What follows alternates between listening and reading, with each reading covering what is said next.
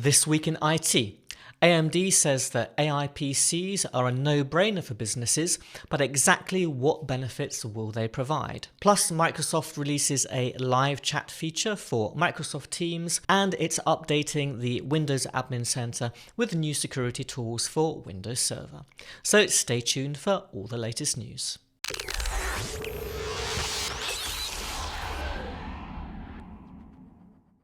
Welcome to This Week in IT, the show where I talk about everything connected to Windows, Azure, and Microsoft 365.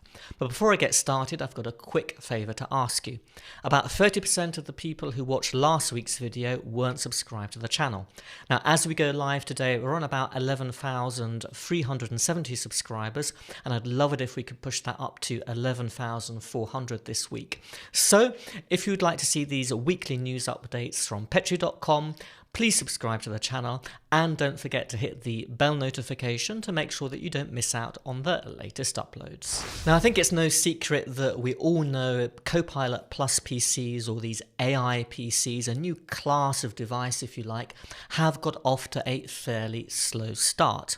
So Microsoft introduced its first range of Copilot Plus PCs last year using the new Snapdragon X Elite processors, and then soon followed some devices coming from Intel and AMD.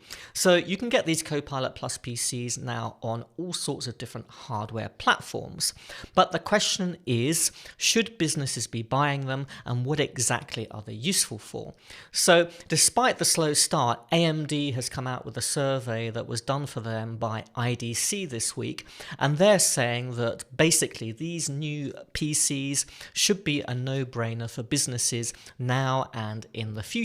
So it's interesting to have a look at some of the results. So over 80% of IT decision makers believe that AI PCs will have a positive effect on employee productivity. How? They're expecting that these devices will essentially eliminate repetitive tasks and enable employees to focus more on critical workloads instead. And a similar number, 80% of IT decision makers are expecting to invest in AIPs this year, and IDC predicts that by 2028, 80% of all global PC shipments will be AI PCs. So what's driving this sudden interest in AI PCs?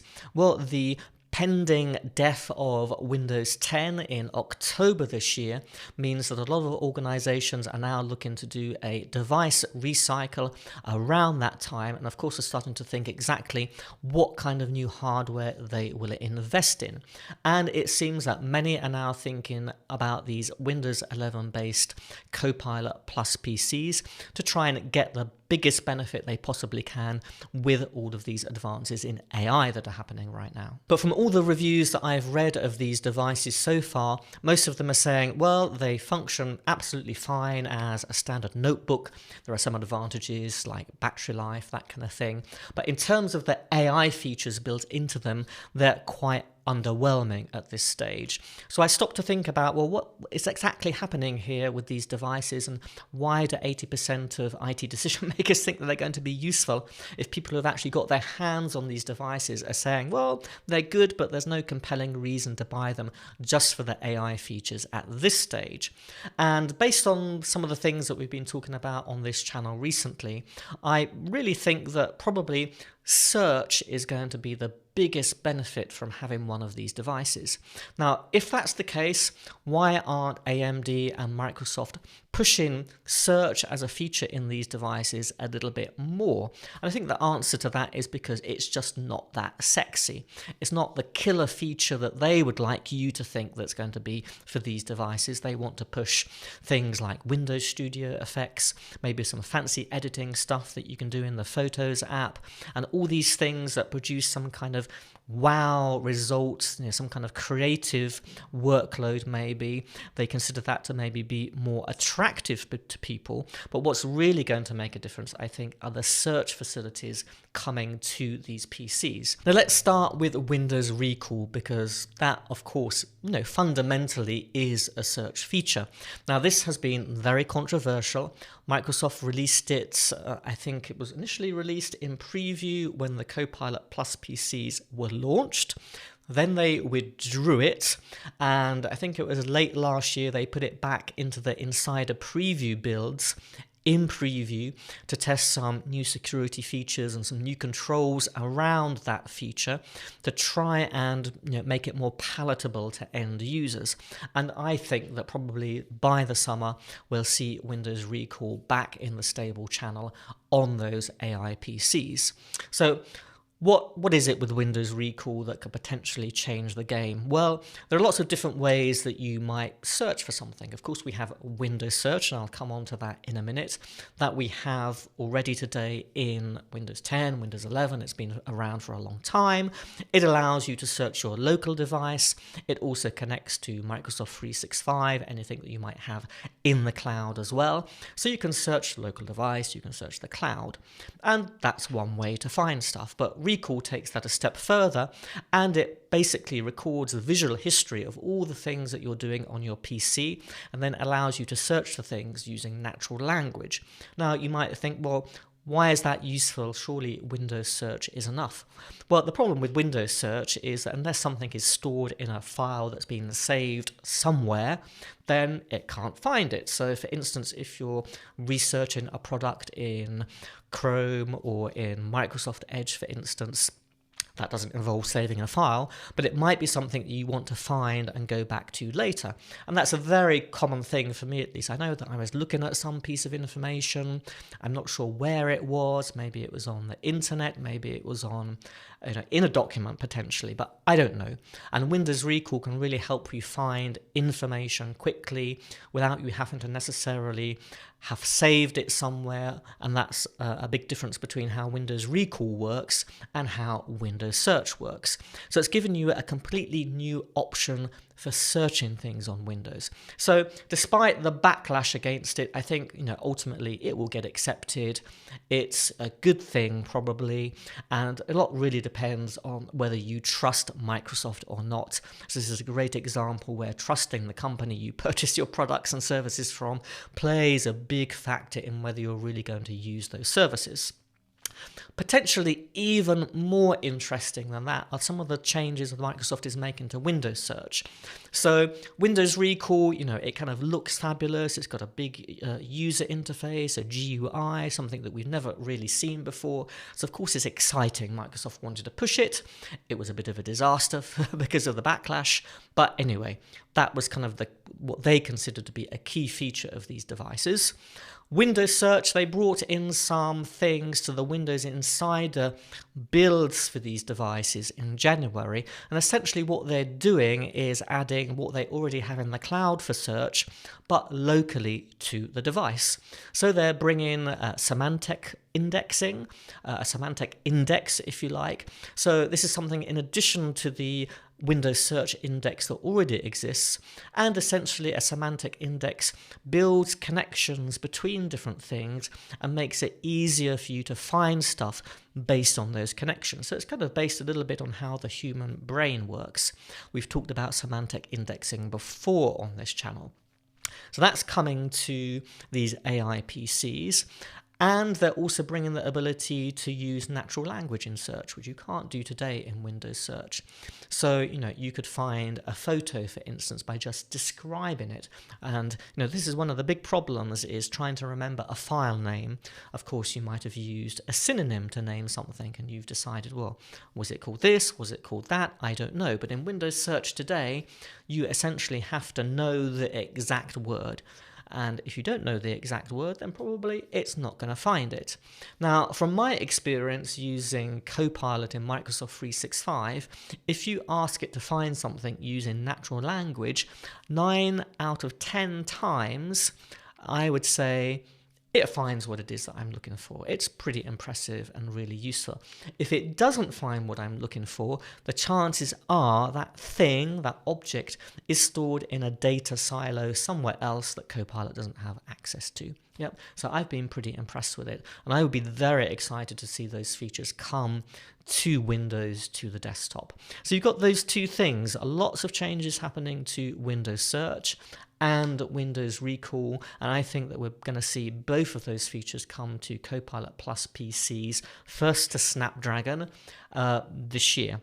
Now, Microsoft has said with the changes to Windows Search, at the moment in the insider preview builds, it only works with files that you have stored locally. But they are changing that, and in a future flight of that insider preview build channel, they're going to be introducing the ability to search locally OneDrive, for instance, so files in the cloud as well.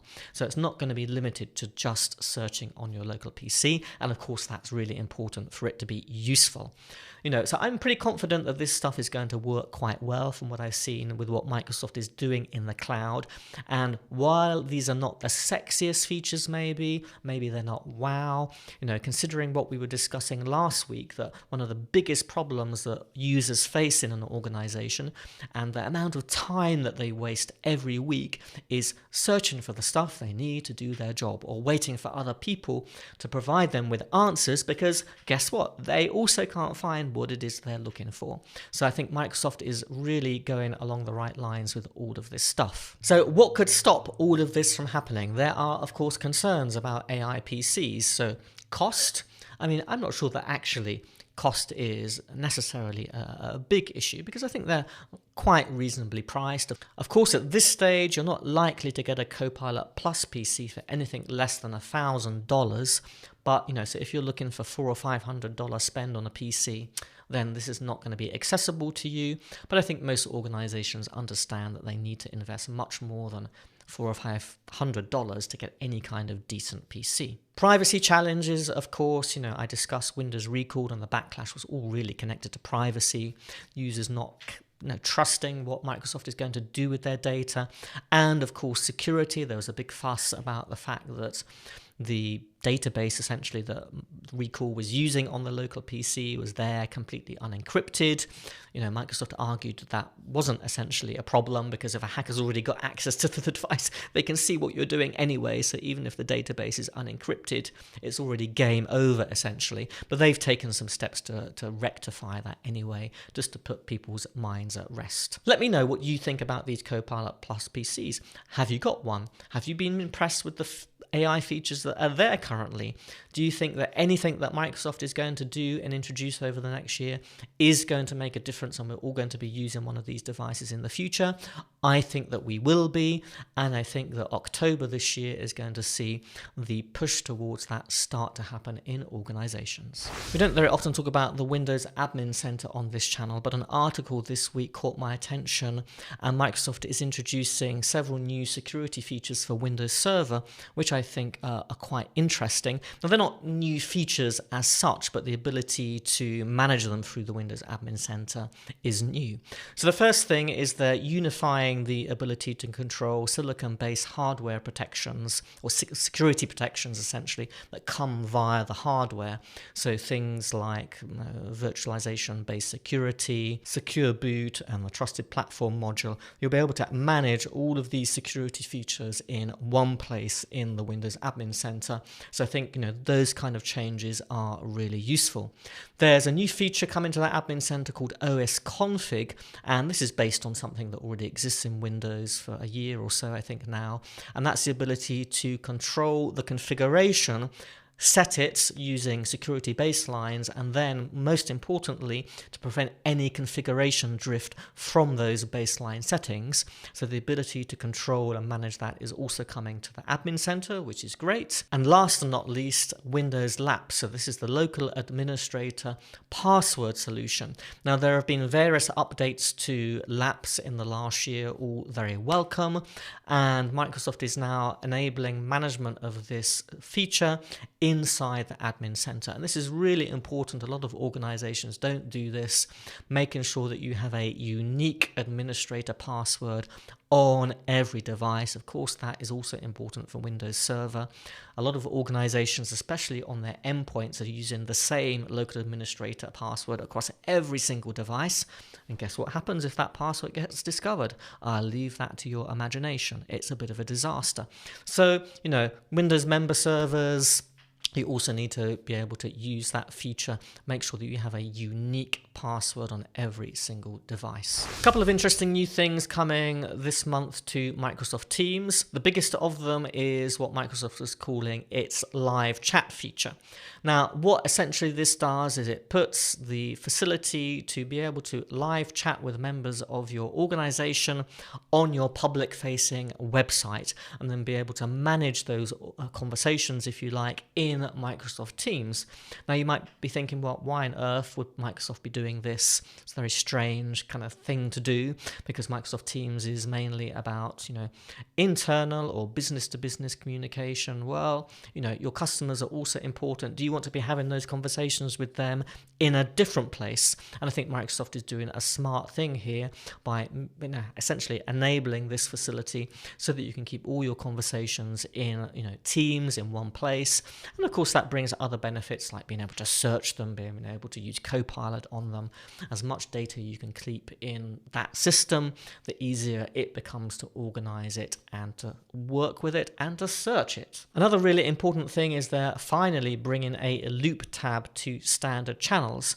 So this was always a little bit of a frustration with the loop, that while you've always been able to add a tab with any random URL, for whatever reason, if you added a loop workspace URL, it wouldn't open the page in the tab. So that wasn't a workaround that you could use. There was no dedicated feature for adding a loop tab to standard channels, but now there is. And Microsoft is pushing loop. I'm using loop all of the time. I think it's a great system. It's a great start. It's obviously not quite Notion yet, but nevertheless, I think it's really important that they bring that proper integration into Teams channels, and now we can add loop as a tab. There's also a new at nearby feature. So in a chat, I suppose it works in a channel as well, I don't know, you can go at nearby, and essentially it should bring up any colleagues that are in some kind of physical proximity to where you're currently located. So I did laugh about this, a little bit. It's kind of, well, it seems like a bit of a desperation. It's like I need to desperately grab whoever's nearby. It doesn't matter. But well, anyway, I don't know. It might be useful in certain situations, certain scenarios. I'm sure it will definitely be the case. If you found this video useful, I'd really appreciate if you gave it a thumbs up on YouTube, because it really helps to get the video seen by more people. I'm going to leave you with a video on the screen now where I talk about some changes to the remote desktop app in Windows, and a new company that's offering an AI-based licensing advice service, if you like. So that's really interesting too, so do check that out. But that's it from me for this week, and I'll see you next time.